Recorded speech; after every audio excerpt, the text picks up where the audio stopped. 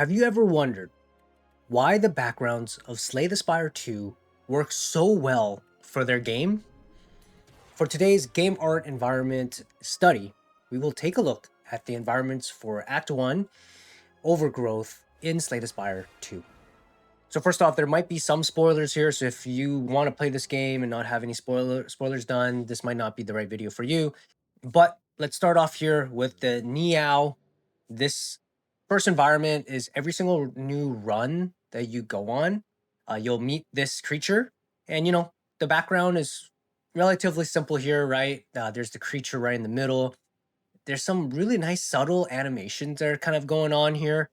You have like some, it looks like almost like UV scrolling of some sort on the water and stuff like that, which is super neat. And then there's like some fog kind of happening as well.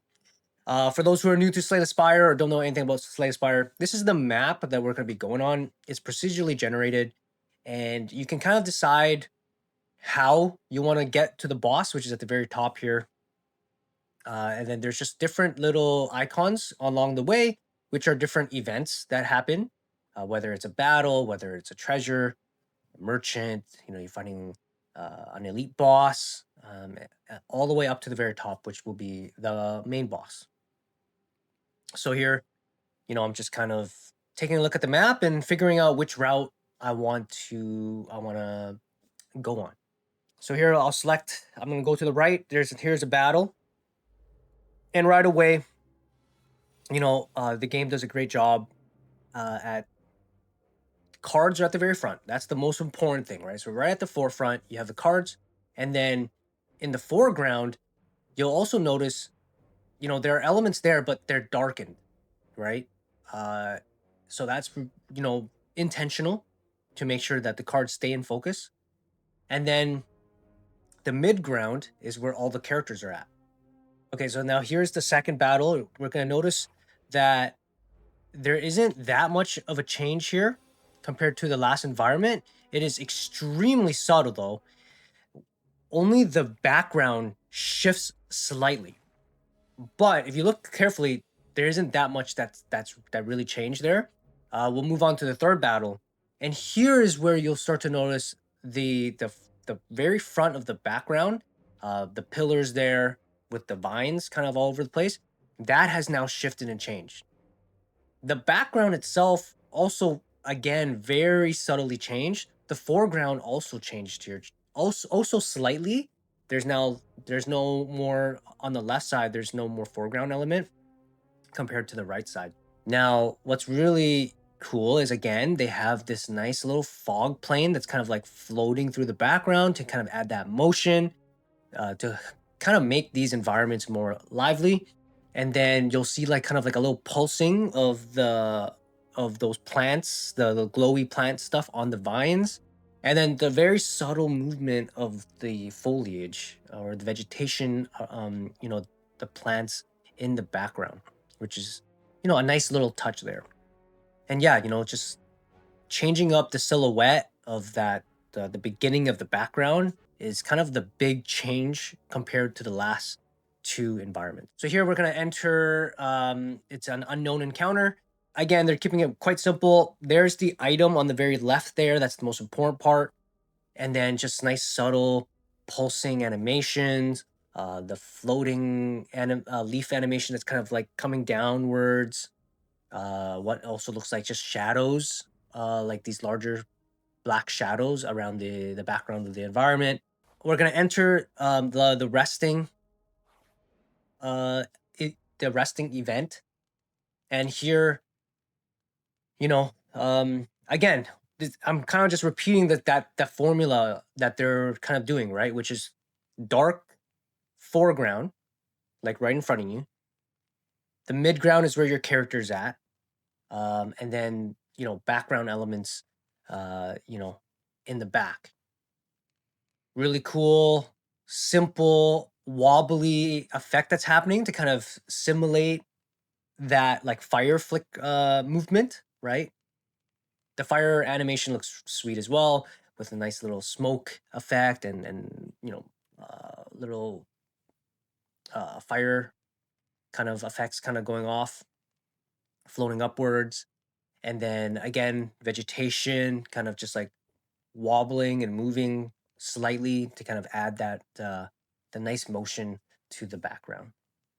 Okay, we're gonna move on to the next battle here. And same similar notes here as well, right? Again, foreground elements are darkened.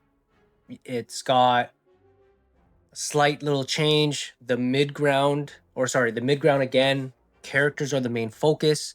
That stays true here.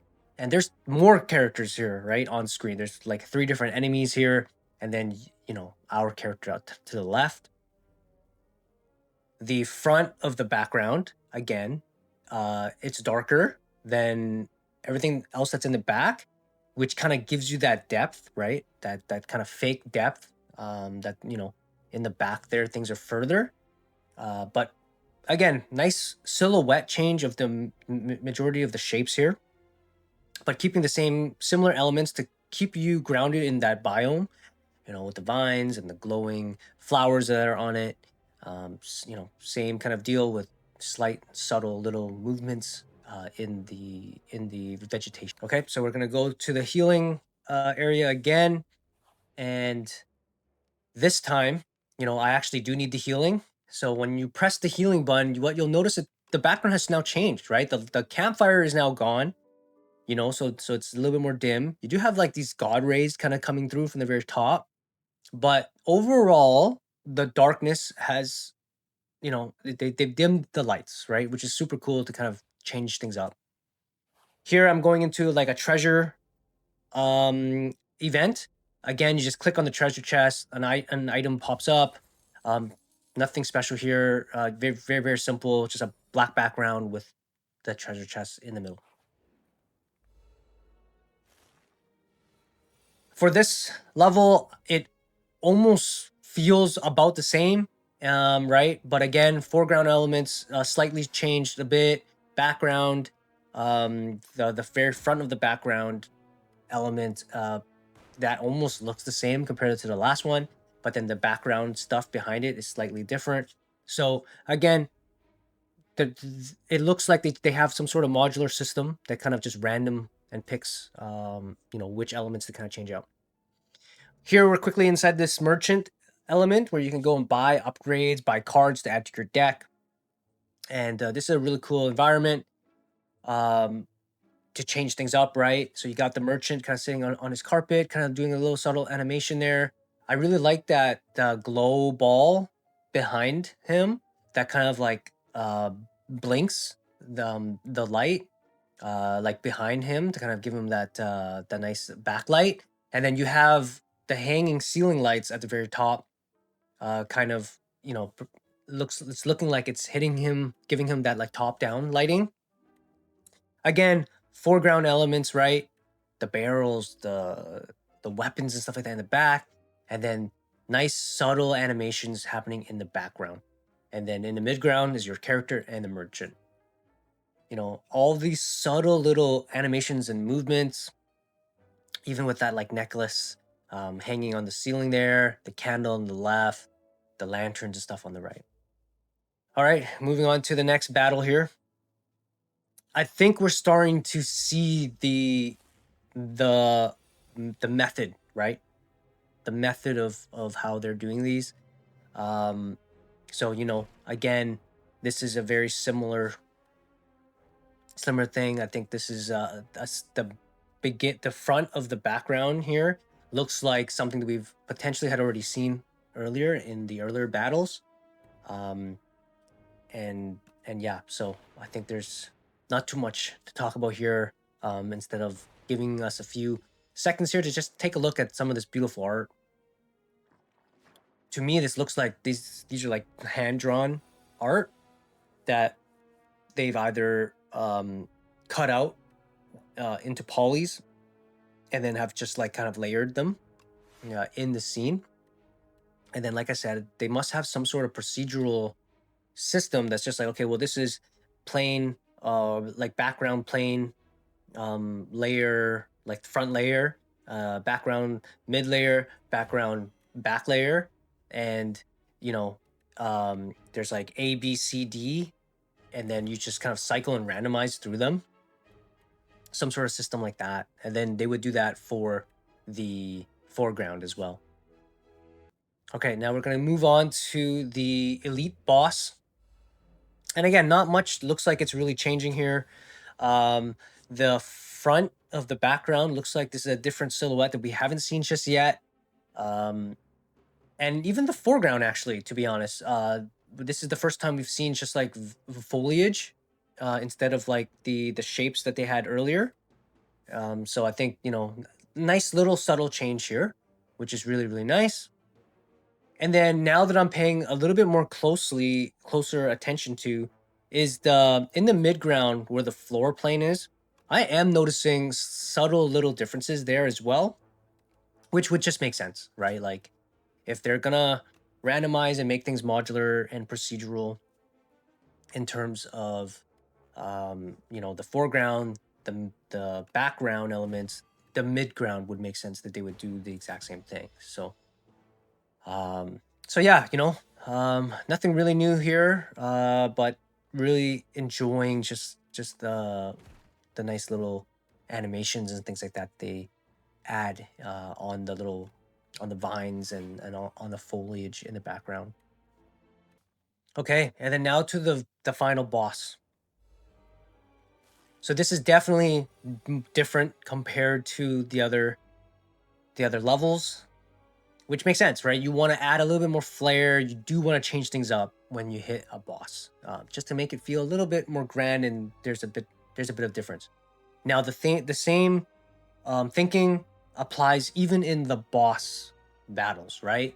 Foreground elements where the most important information is, where the cards, your mana costs, or your action costs, whatever you want to call it, your deck, how many cards are in your hand, all those things at the very forefront. That is the most important thing. So you can't distract from that, right? Mid ground is where your character and the boss is. You need to make sure you understand right away what's happening when you look at the screen. Cool and a subtle animation there on this boss with the tail kind of waggling, head waggling, and even the elements that are on the antlers kind of moving back and forth. It's a really nice little subtle touch. And then in the background, they even have these stones back there, and the trees again being the darker element to kind of help the stones kind of pop.